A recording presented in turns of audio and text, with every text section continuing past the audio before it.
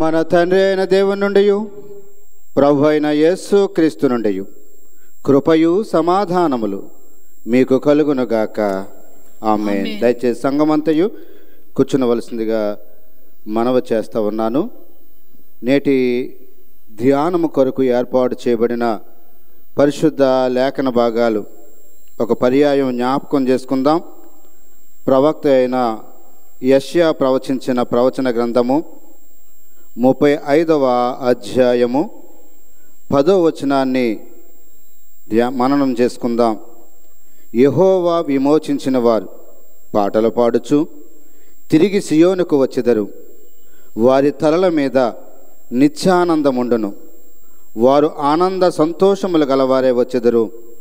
దుఃఖమును నిట్టూర్పును ఎగిరిపోవును.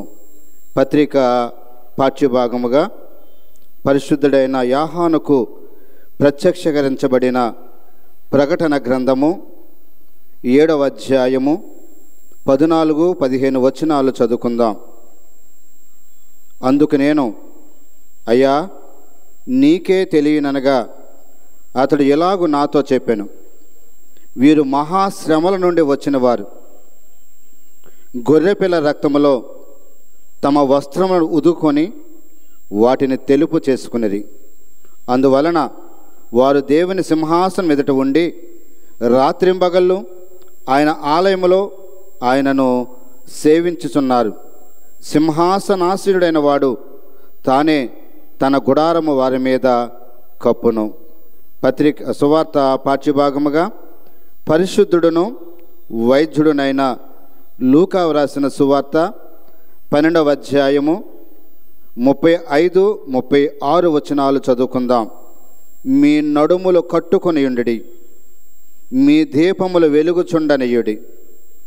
తమ ప్రభువు పెండ్లి విందు నుండి వచ్చి తట్టగానే అతనికి తలుపు తీటుకు అతడు ఎప్పుడు వచ్చునో అని అతని కొరకు ఎదురు చూచు మనుషుల వలె ఉండుడి.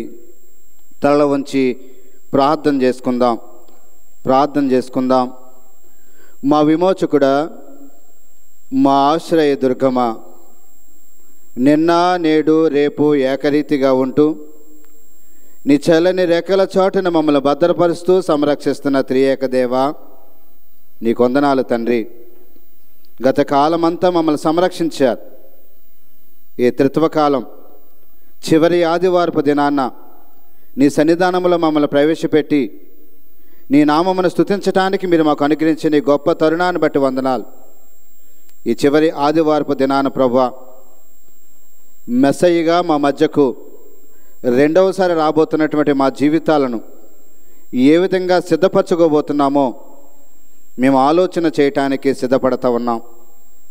నీ దాసుడను అయోగ్యుడనైన నేను నీ సిలువ చెంత నిలబడి ఉన్నాను.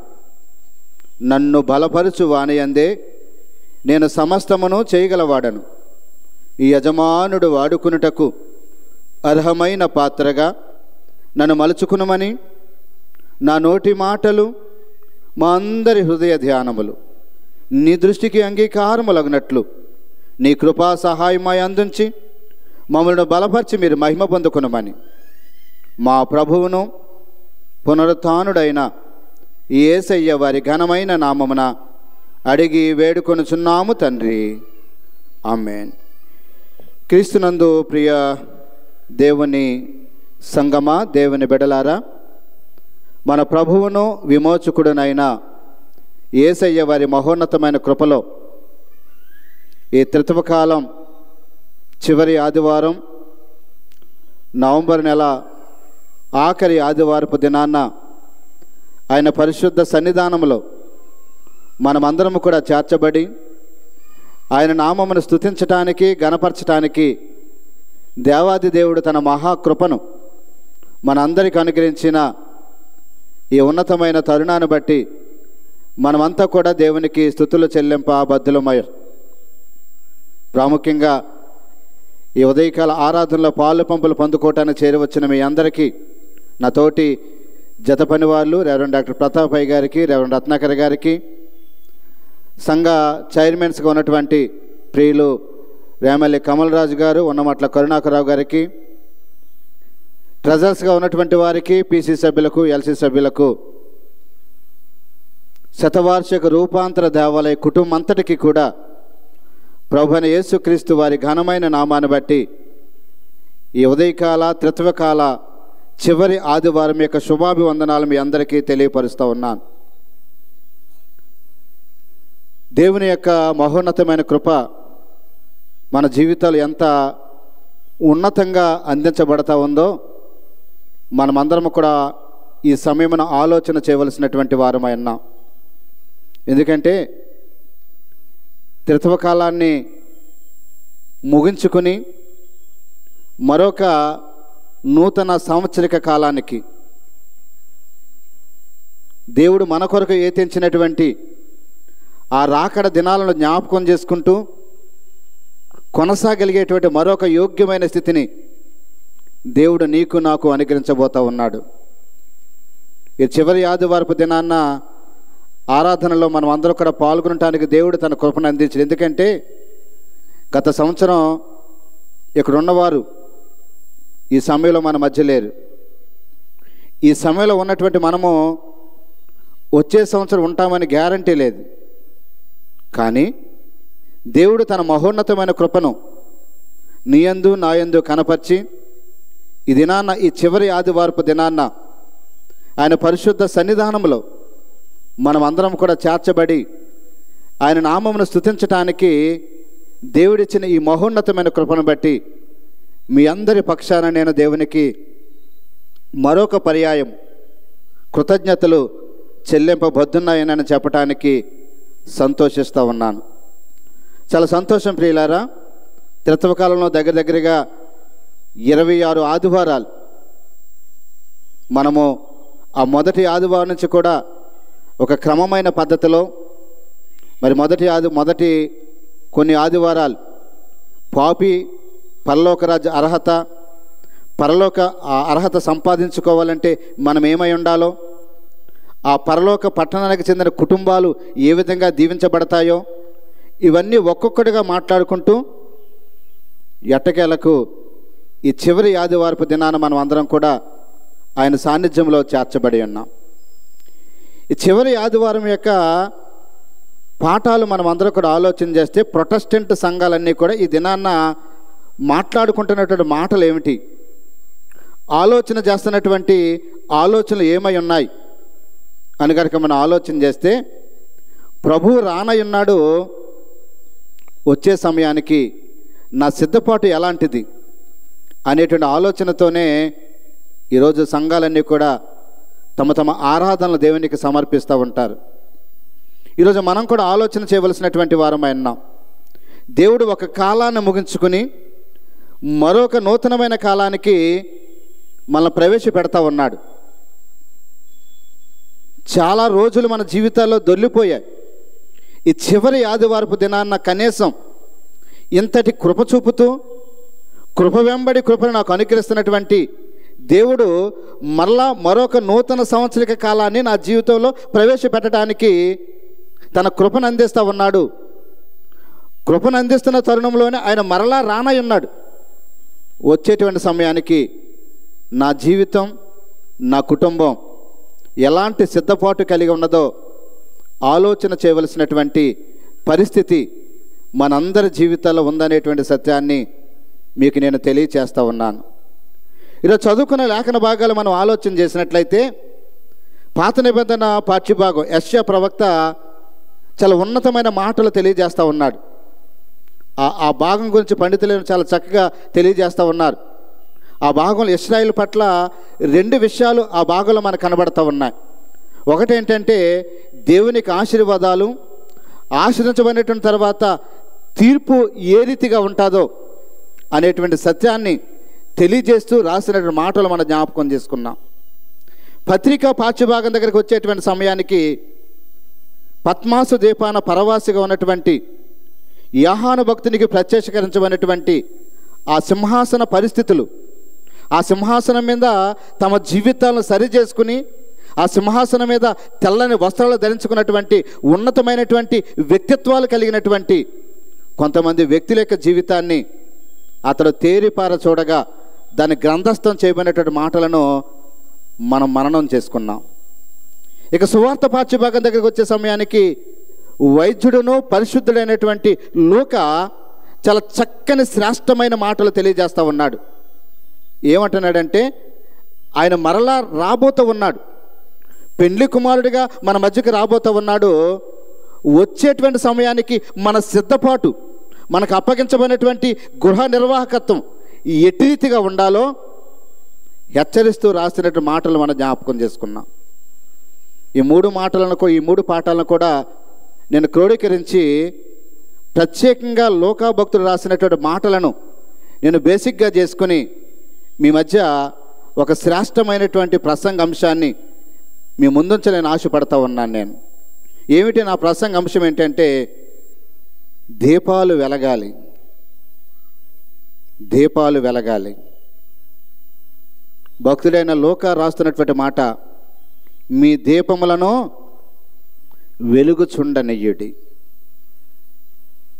మీ దీపములను వెలుగుచుండనియ్యుడి. ఈ మాట ఎవరికి వారమే మన వ్యక్తిగత జీవితాలు అనుభవింపజేసుకోవాల్సినటువంటి మాట. ప్రసంగాలు వినేయటం వెళ్ళిపోవటం కాదు, కానీ కనీసం ఈ చివరి ఆదివారపు దినాన్న ఒకప్పుడు మన జీవితం ఎలాంటి చీకటమయమైనటువంటి తావులో కొనసాగిందో, తర్వాత ప్రభువైన యేసుక్రీస్తు యొక్క కృప వలన ఏ విధంగా వెలిగించబడ్డాదో, వెలిగించబడినటువంటి జీవితాలు వెలుగుతూ ముందుకు కొనసాగుతున్నాయా, మధ్యలోనే ఆరిపోయేటువంటి పరిస్థితులు ఉన్నాయా?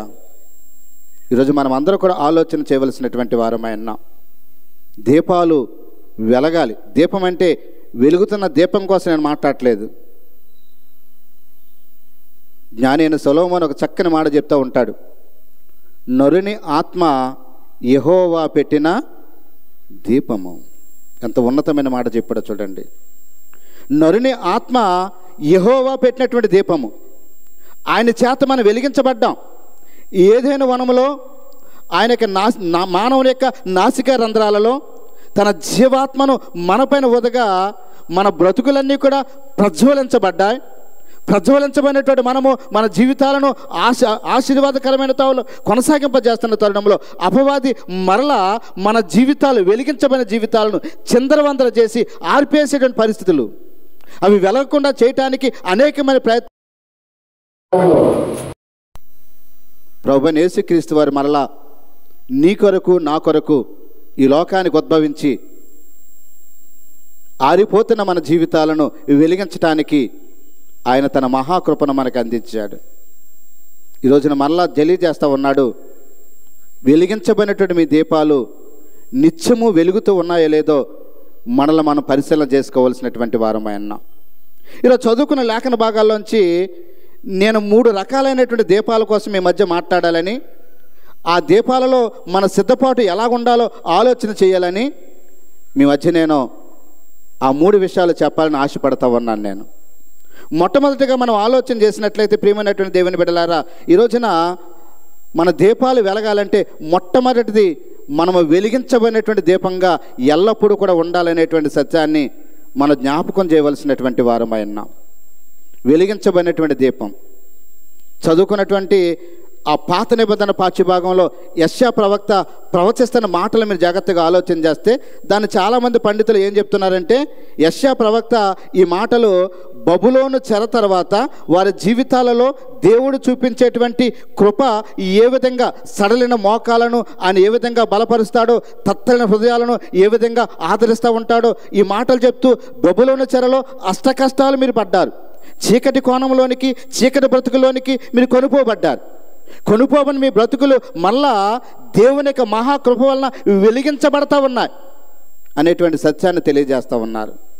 మరికొంతమంది ఏమని మాట్లాడుతున్నారంటే, పాపం అనేటువంటి చీకటిలో మ్రగ్గిపోతున్నటువంటి మానవాళిని మెస్సియా అనబడేటువంటి వాడు ఈ లోకానికి వచ్చి ఏ విధంగా వారి జీవితాలను ప్రజ్వలింపజేస్తాడో తెలియచేసేటువంటి మాటలుగా అక్కడ చదువుకున్న మాటలు నజరేతు మేనిఫెస్టోకి, నజరేతు ప్రణాళికకు మరి దగ్గరగా ఉన్నటువంటి మాటలుగా మనం ఆలోచన చేయాలి. అంటే ఒక మాటలో ఆ మాటల యొక్క సారాంశాన్ని మీరు చాలా జాగ్రత్తగా ఆలోచన చేసినట్లయితే, ఒకప్పుడు జీవితాలన్నీ కూడా చీకటి అనేటువంటి అంధకారంలో మగ్గిపోతూ ఉన్నప్పుడు వారి జీవితాలు వెలిగించబడటానికి దేవుని యొక్క కృప ఏ విధంగా వారికి ఉపయోగపడిందో, ఏ విధంగా వారి జీవితాల్లో ఆ వెలుగు ఉన్నతమైనటువంటి కార్యాలు చేయగలిగిందో భక్తుడైనటువంటి ప్రవక్త అయినటువంటి యెషయా ప్రవచించిన మాటలు మనం జ్ఞాపకం చేసుకుంటూ ఉన్నాం.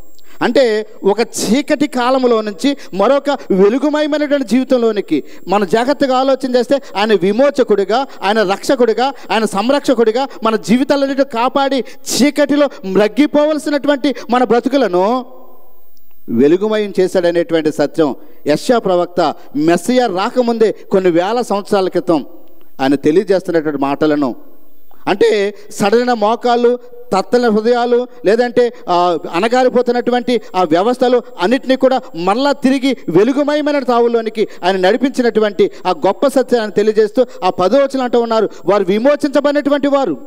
అప్పటిదాకా కష్టంలో ఉన్నారు, వ్యాధుల్లో ఉన్నారు, బాధలో ఉన్నారు. కానీ ఆ విమోచించబడినటువంటి వారు ఇప్పుడు ఎక్కడికి వచ్చారంటే వెలుగు సంబంధులుగా దీపాలు వెలిగించుకుని వారి జీవితాలను వెలుగుమయమైన తావుల్లోనికి వారు కొనసాగించినటువంటి విధానాన్ని అక్కడ జ్ఞాపకం చేస్తూ, అప్పటి వరకు దుఃఖంతో ఉన్నటువంటి వారు పాటలు పాడుచు, కీర్తనలు పాడుచు, సంతోష గానాలు ఆలపిస్తూ వారి జీవితాన్ని ముందు కొనసాగిస్తారు.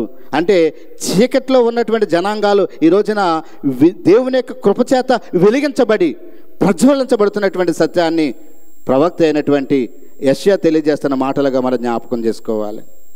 ప్రియమైనటువంటి దేవుని బిడ్డలారా, వెలుగు జీవితము సాక్ష్యానికి సాదృశ్యంగా ఉందనేటువంటి సత్యాన్ని మనం జ్ఞాపకం చేసుకోవాలి. వెలుగు జీవితము సాక్ష్యానికి సాదృశ్యం. అందుకని మత్తయి సువార్తలో చెప్తూ ఉంటాడు, మీ సత్క్రియలను ప్రకాశింపనీయుడి అనేటువంటి మాటను తెలియజేస్తూ ఉన్నాడు.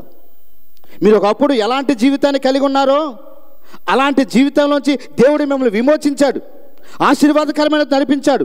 మీ జీవితాలు ఈ రోజున ప్రజ్వలించబడతా ఉన్నాయి. ప్రజ్వలించబడినటువంటి మీ జీవితాలు మీకు మీరుగా వాటిని ఉంచుకోవటం కాదు, కానీ లోకానికి ఆ వెలుగును ప్రసరింప చేయవలసినటువంటి వారై ఉన్నారు. మీ సాక్ష్యాన్ని ప్రకటించవలసినటువంటి వారై ఉన్నారు. నిజమే కదా, పామలుగా ఉన్నటువంటి శిష్యులు ఆ సముద్రం కొట్టిన ఆ కష్టాలతో, ఆ సముద్రపు అలలతో ఎప్పుడు జీవితం అంతమైపోద్దో అనేటువంటి ఆ చీకట్లోనే మ్రగ్గిపోతున్నటువంటి వారిని మీరు నన్ను వెంబడించండి, మీరు కేవలము చేపలు పట్టేవారుగా కాకుండా మనుషులు పట్టే జాలలుగా చేస్తానని వారిని వెలిగించాడు. వెలిగించబడినటువంటి ఆ శిష్యులు ఈ రోజున ప్రపంచాన్ని వెలుగుమయమైన తావులో నడిపించేటువంటి ఒక ఉన్నతమైనటువంటి వెలుగు సంబంధులుగా వారు కొనసాగుతున్నటువంటి సత్యాన్ని మనమందరం కూడా జ్ఞాపకం చేసుకోవలసినటువంటి వారమై ఉన్నాం. వెలిగించబడినటువంటి మనము మన దీపాలు నిత్యము కూడా మన సాక్ష్యాల ద్వారా వెలిగించబడినటువంటి వారముగా ఉండాలి. దీపం వెలిగించిన తర్వాత అది ఎప్పుడూ కూడా దీపస్తంభం మీదే పెట్టాలి. మంచం కింద, కొంచెం కింద ఉంచడానికి వీల్లేదు. అక్కడ కొంచెం అనేటువంటి మాటను జాగ్రత్తగా ఆలోచన చేస్తే అది కేవలము వ్యాపార సంబంధమైనటువంటిది. ఈ లౌకికపరమైన వ్యాపకాలతో మీ సాక్ష్య జీవితాన్ని, వెలిగించబడిన మీ జీవితాన్ని మీ దగ్గర ఉంచేసుకుని ఈ లోకంలో కలిసిపోయి మీ వెలుగును ప్రకాశింపనీయకుండా మీకు మీరే సిద్ధపాటు లేనటువంటి జీవితాలు కొనసాగింపజేసుకుంటున్నారేమో.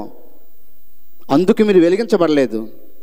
మీ సాక్ష్యాన్ని, మీ సత్క్రియలను, మీ యొక్క జీవితాన్ని ఏ విధంగా ప్రజ్వలించబడ్డారో, ఏ విధంగా సమాధానపరచబడ్డారో, ఏ విధంగా మీ జీవితాలు ఆశీర్వాదకరమైన తావులో కొనసాగుతున్నాయో వాటన్నిటిని కూడా లోకానికి తెలియచేయడానికి దేవుడు మిమ్మల్ని అందరినీ కూడా వెలిగించాడనేటువంటి సత్యాన్ని తెలియజేస్తూ లోకాభక్తులు తెలియజేస్తున్న మాటలు, మీ దీపములు నిత్యము వెలుగుచుండనీయుడి అనేటువంటి మాటను ఈ రోజున మనకు తెలియజేస్తున్నట్లుగా మనం గమనించవలసినటువంటి వారమైన ప్రియమైనటువంటి దేవుని బిడ్డలారా, ఈరోజు ప్రభువైన యేసుక్రీస్తుని మనం ఎప్పుడైతే తండ్రిగా, కుమారునిగా, పరిశుద్ధాత్మునిగా అంగీకరించి విశ్వాసం ఉంచి ఆయన నామాన్ని బాప్తిసం పొందుకున్నామో మనమందరం కూడా వెలిగించబడినటువంటి వారి జాబితాలో చేర్చబడ్డాం.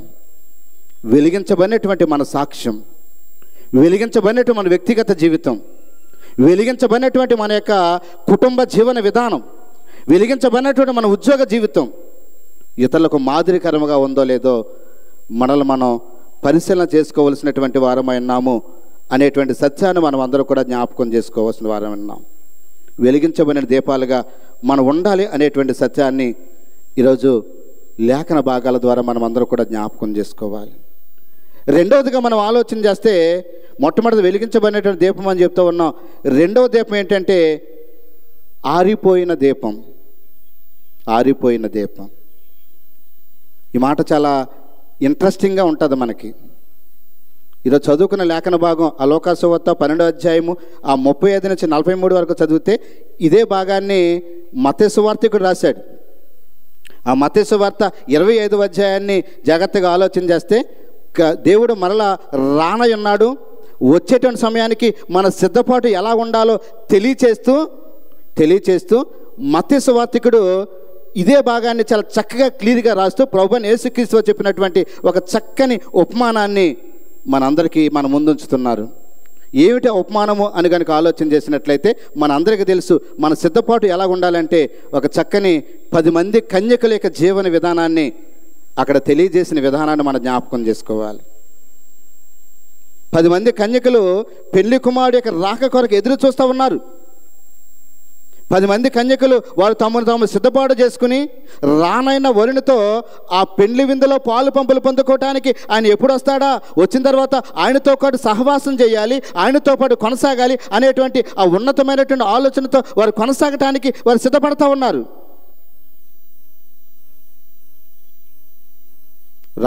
పెళ్లి కుమారు రావటానికి ఆలస్యం అవుతుందని ఒక వార్త వచ్చింది. వార్త రాగానే సిద్ధపాటు కలిగినటువంటి ఆ 10 మంది కన్యకులు ఏం చేస్తూ ఉన్నారు? ఎంతమంది నిద్రపోయారు? 10 మంది నిద్రపోయారు. ఇది గొప్ప విషయం. చాలామంది మనం అనుకుంటూ ఉంటాం 5 మాత్రం నిద్రపోయారు అనుకుంటూ ఉంటాం. కానీ అక్కడ 10 మంది నిద్రపోయారు. 10 మంది నిద్రపోతున్న సమయంలో పెళ్లి కుమారుడు మరలా వస్తున్న వార్త అర్ధరాత్రి వేళ వినబడింది. అన్నాడు ఈ రోజున ఆయన ఏ గడియ వస్తాడో, ఎలా వస్తాడో, ఎప్పుడు వస్తాడో ఎవరికీ తెలియదు. దొంగ కన్నమ వేయటానికి ఏ సమయం ఎంచుకుంటాడో అలాంటి తెలియనటువంటి ఆ కాలంలో మీ మధ్యకి రాబోతూ ఉన్నాడు. ఈ వార్త అర్ధరాత్రి వేళ వచ్చింది.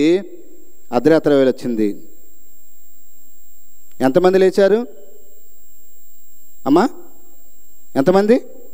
10 మంది లేచారు. 5 లేగలేదు. 10 మంది లేచారు. 10 మంది లేచి అప్పటిదాకా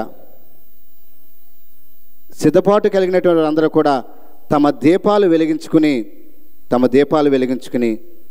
ప్రభువైన యేసుక్రీస్తు వరుడైనటువంటి పెండ్లి కుమారుడితో పెండ్లి విందులు వెళ్ళటంలో సిద్ధంగా ఉన్నారు. నాకు ఇక్కడ అనిపించింది చాలా జాగ్రత్తగా ఆలోచన చేయాలి.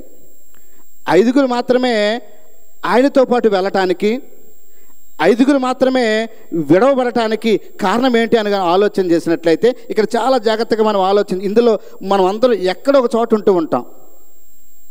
ఈ మిగతా 5 లేచారు. మిగతా 5 కూడా తమ సిద్ధపాటు చేసుకున్నారు. గబగబా లేచారు. మరలా అప్పటికప్పుడు వేసుకున్న మేకప్ బహుశా చెరిగిపోతే మరలా వేసుకుని ఉండొచ్చు.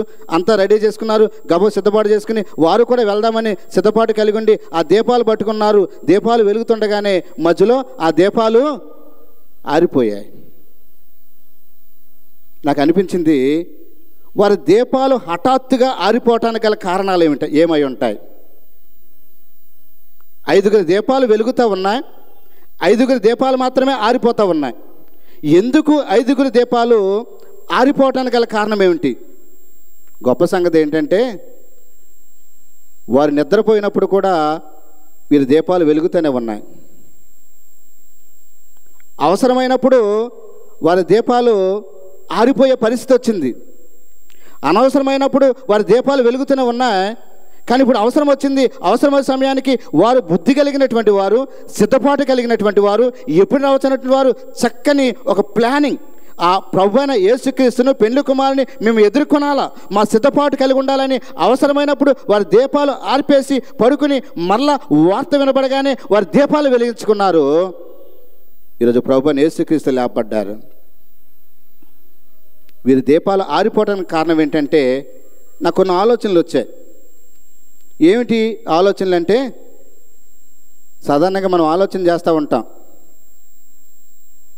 పెళ్లి కుమారుడు కోసం సిద్ధపడి వచ్చారు, రక్షించబడిన జాబితాలో ఉన్నారు, విమోచించబడిన జాబితాలో ఉన్నారు. కానీ రోజున సమయం వచ్చే సమయానికి ఆ పెళ్లి కుమారుడితో తెంచేటువంటి సమయానికి వారు ఆగిపోవటానికి గల కారణం ఏమిటి అని కనుక ఆలోచన చేస్తే వాళ్ళకున్న ఆలోచనలు ఏమై ఉంటాయంటే బహుశా వారికున్న తలంపులు ఈ తలంపులు మనలో కూడా చాలామందికి ఉంటూ ఉంటాయి. నేను ఒక్కదాన్నే కాదు కదా, నాకింకా నలుగురు తోడున్నారు అనేటువంటి అహంభావంతో వారు కొనసాగుతూ ఉన్నారు. నాకు నలుగురు, నేను ఒక్కదాన్నే కాదు, నేను ఒక్కదాన్ని ఆగిపోవట్లేదు, ఆ నలుగురు నాకు ఉన్నారు, ఆ నలుగురు ఉన్నారు కనుక ఆ నలుగురితో పాటు నేను ఏదైనా చేసేయచ్చు అంటే రానైన పెళ్లి కుమారుడు సర్వాధికారి అనేటువంటి సత్యాన్ని వారు గుర్తెరగకుండా ఈ లౌకికపరమైనటువంటి బంధాలతోనే, ఈ లౌకికపరమైనటువంటి వ్యాపకాలతోనే వీరే నన్ను ఏదైనా చేయగలని ఇక్కడ దేవుని మీద ఆధారపడవలసినటువంటి వారు కేవలము ఈ లౌకికపరమైనటువంటి బంధాలతో నాకు ఇంకా నలుగురు తోడున్నారులే. నలుగురు తోడంటే నేను ఏం చేస్తూ ఉంటారు? ఆ నలుగురితో పాటు భ్రష్టమైన స్థితి నీ జీవితంలో కొనసాగుతూ ఉంటుంది. నలుగురిని నమ్ముకోవటం కాదు, నీకోసం సర్వస్వాన్ని అర్పించి నీ జీవితాన్ని వెలిగించినటువంటి దేవుని కొరకు దేవుని మీద అనుకుని కొనసాగాల. ఈ రోజుల్లో మన జీవితాల్లో మనకున్న ధనం మీద ధనాన్ని చూసి అహంభావానికి గురవుతూ ఉన్నాం, మనకున్న బలాన్ని చూసి అహంభావానికి గురవుతూ ఉన్నాం. ఇదంతా నాకు ఉంది కాబట్టి నేను ఏదైనా చేయొచ్చు, నేను ఏదైనా చేయడానికి దేవుడు నాకు అన్నీ ఇచ్చాడనుకుని ఇచ్చినటువంటి దేవుని మర్చిపోయి ఈ లౌకికపరమైనటువంటి వ్యాపకాలతో అతిశయానికి గురవుతూ ఉన్నాం. ఆ బ్యాచ్ ఈ బ్యాచ్ జాగ్రత్త. మనం అలాంటి జాబితాలో ఉన్నామేమో. దేవుడు వచ్చేటువంటి సమయానికి నీ కూడా ఎవరు వస్తున్నారని చూడ్డాయన నీకు నిన్నుగానే పిలుస్తాడు. పర్సనల్గానే దేవునితో నువ్వు ఎత్తబడే గుంపులో ఉంటూ ఉంటావు. ఆ సమయానికి నీ సిద్ధపాటు, నీ బాంధవ్యాలు, ఈ లౌకికపరమైనటువంటి ఈ ఆస్తులు, అంతస్తులు, ఈ చుట్టూ ఉన్న బంధాలు ఏది కూడా నీ కూడా అక్కడికి రాదు. అది నువ్వు గమనించాలి. బహుశా అనుకునవచ్చు నాకు నలుగురు తోడున్నారు అనేటువంటి అహంభావంతో, నేనే కాదు ఆడిపోతాడు కదా అనేటువంటి ఆలోచన కూడా వారికి ఉండుండొచ్చు బహుశా. ప్రియమైనటువంటి దేవుని బిడ్డలారా, ఈరోజు మనం అందరూ కూడా ఆలోచన చేయవలసినటువంటి వారమై ఉన్నాం. రెండవదిగా మనం ఆలోచన చేస్తే వీళ్ళు దీపాలు ఆరిపోవటానికి గల కారణం ఏంటంటే ఆరిపోయిన తర్వాత చూసుకుందాంలే అనేటువంటి నిర్లక్ష్యం కూడా వీళ్ళు కనబడతా ఉంది. చాలామంది చెప్తాం చూద్దాంలే, వస్తాడు కదా, కంగారేంటి? ప్రియమైనటువంటి దేవుని బిడ్డలారా, దేవుని కొరకు సిద్ధపాటులో ఎక్కడ కూడా నిర్లక్ష్యాన్ని మనం కలిగి ఉండటానికి వీల్లేదు. ఎక్కడ కూడా మన నిర్లక్ష్యాన్ని కలిగి ఉండటానికి వీల్లేదు. యోనాని నినివే పట్టణానికి వెళ్ళమన్నాడు, కానీ ఏమనుకుంటున్నాడు అతను? చెప్పిన వారు ఎవరు? సృజించినటువంటి దేవుడు. అప్పగించిన పనిని నమ్మకంగా కొనసాగిస్తావని నిన్ను ఏర్పాటు చేసుకుంటే ఈ రోజున ఎవరు చూసి వచ్చారు అనుకుని ఎక్కడికి ఎక్కాడు? తరిశిషి వెళ్ళేటువంటి ఓడనెక్కాడు. దేవుడు ఊరుకుంటాడా? నిర్లక్ష్యం. దేవుని మాట, దేవుని యొక్క ఆలోచన, దేవుని యొక్క ప్రణాళికలు వీటన్నిటిని నిర్లక్ష్యం చేసి వచ్చిన తర్వాత చూద్దాంలే, ఆరిపోయిన తర్వాత చూద్దాంలే అనేటువంటి నెగ్లిజెన్సీ ఈరోజు నేను అంటూ ఉంటాను. ఈరోజు చాలామంది అమ్మ నువ్వు దేవుని యొక్క రాజ్య సువార్తలో ఒక సాధనంగా వాడబడాలి, ఎప్పుడు రక్షణకరమైన తావులో కొనసాగుతావంటే చాలామంది చెప్తూ ఉంటారు. ఏమని చెప్తాను తెలుసా? ఇంకా చాలా సమయం ఉందండి. ఎక్కడుంది? లేఖన భాగాలు చెప్తూ ఉన్నాయి. ఎప్పుడు వస్తాడో, ఎలా వస్తాడో, ఎక్కడికి వస్తాడో ఎవరికీ తెలియదు. దొంగ కన్నం వేసేటువంటి సమయాన్ని ఎలా ఎంచుకుంటాడో ఆ గడియ ఆయనకి మాత్రం తప్ప ఎవరికి తెలియదు. అలాంటి సమయంలో నువ్వు ప్రతి సమయాన్ని కూడా జాగ్రత్తగా నువ్వు పదిలపరుచుకుంటూ ఇవ్వబడినటువంటి సమయం నా జీవితాన్ని సరి చేసుకోవటానికే దేవుడు నాకు అనుగ్రహించాడు అనేటువంటి సత్యాన్ని గుర్తెరగకుండా ఇష్టానుకూలమైన తావుల్లో కొనసాగుతూ ఉన్నాం. వచ్చిన తర్వాత నువ్వు చేసేది ఏమీ లేదు. వచ్చిన తర్వాత లేచి ఆ వెలుగుతున్న దీపాలను గబగబా పైకెత్తుకుని ఇలా ఎలబోయారు. గాలికి ఆ దీపాలు ఉప్పున ఆరిపోయాయి. మన జీవన విధానాలు కూడా అంతే. ఈ లోకంలో ఎంతకాలం ఉంటామో తెలియదు. ఈ శరీరంలో ఈ ప్రాణం ఎంతవైపు ఉంటుందో తెలియదు. అందుకనే యాకోబు భక్తుడు అంటూ ఉంటారు కదా, రేపైనను ఒకనొక పట్టణానికి వెళ్ళి వ్యాపారం చేసి లాభము సంపాదించము రండని చెప్పుకుని వారులారా, రేపేమి సంభవించనో మీకు తెలియదే.